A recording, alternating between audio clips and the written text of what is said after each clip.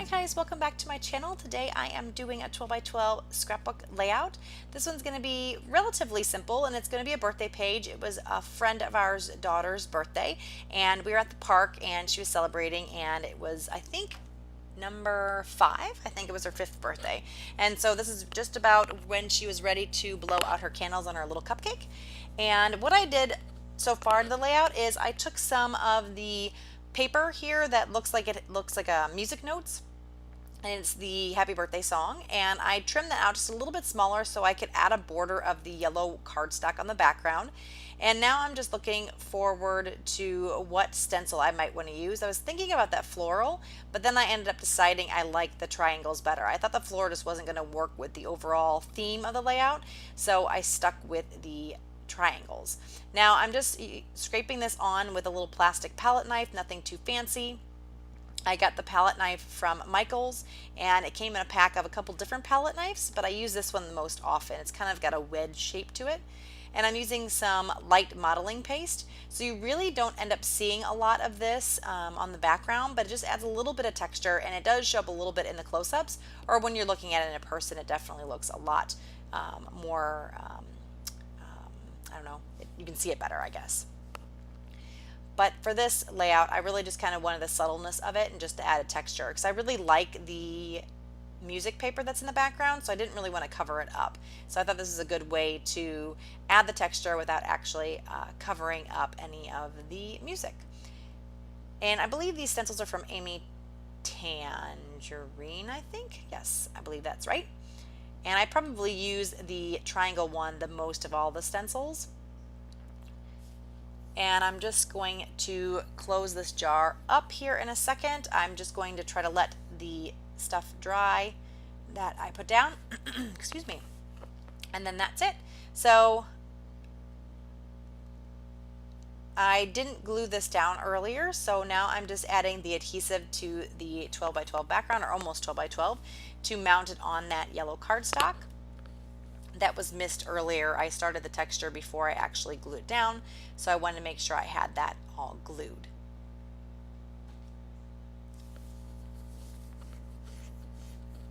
And I always gut the inside of my cardstock because I want to be able to use the inside. A lot of times I'll mount my photo on the inside of the cardstock that I mount on, so I always want to keep that.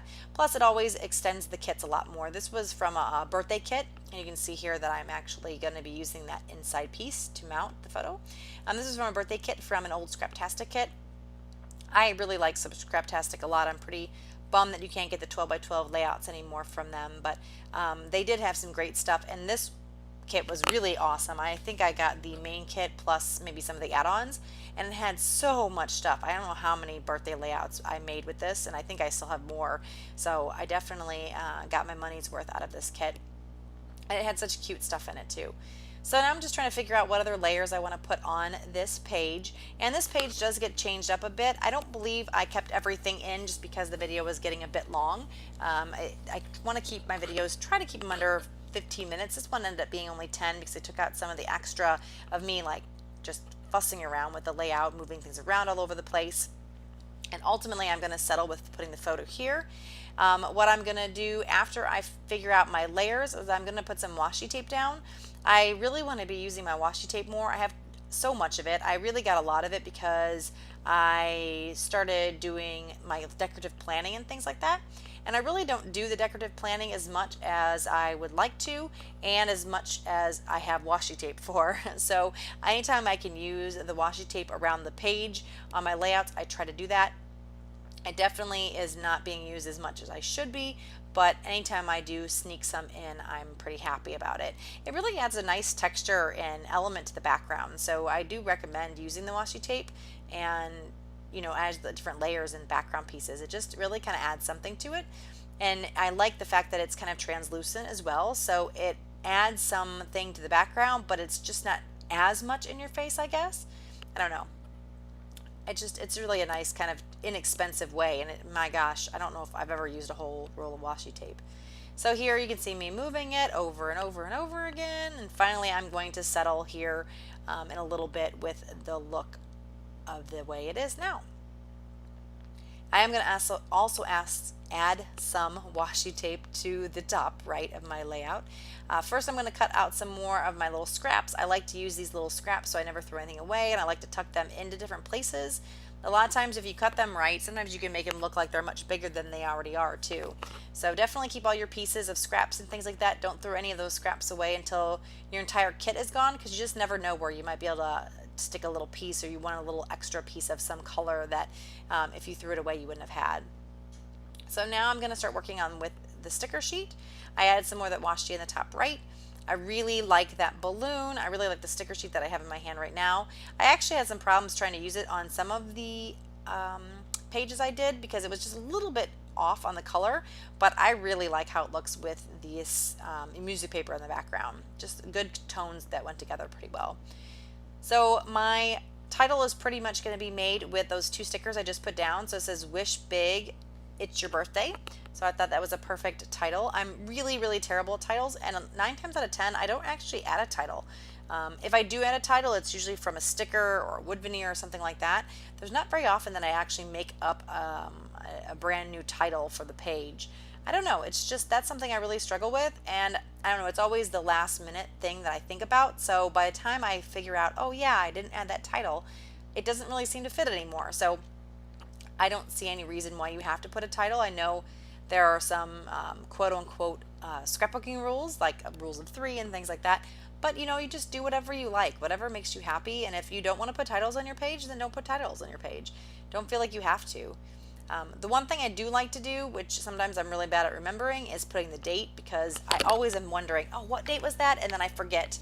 So a tip that I have for that is I put my dates and things on the back of my photos, but what I've done in the past is I'll glue my photo down and I'm like, oh crud, I need to put my date down, and I forget what date I was the picture. So what I'll do is I'll jot down the date on the back of the picture on a scrap piece of paper that's sitting next to me, and then I'll use that to try to remember what date it was, and then I'm not like peeling my photo back up and things like that. But I don't know, more times than not that I have had to pull my photo back up because I forgot what date it was. But at least I have it on the back of the photo. Sometimes if they're real recent pictures, I don't always put the date, and then I'll go back and look at my camera, but I don't scrap in any kind of order, so I tend to write them on the back just so I don't forget. So now I'm just taking those pop dots and I'm just kind of popping them up a bit here and there. I just want to give a little extra dimension to some of the die cuts. They laid kind of flat. So I just put a little bit of the dimensional tape under some of the edges and things just to give it a little bit of pop up. Now I thought I could use a little bit more washi tape. I used some of that on the left hand side. Now I'm going to use it on the bottom just as another accent. It kind of brings your eye around the page. It kind of gives it an L shape, some place for the photo and stuff to sit. And then I have the washi tape in 3 different places, so that works out well too. So now I'm just going through my swatches trying to figure out what color I want to use in the background, and I end up picking this navy color from Heidi Swap.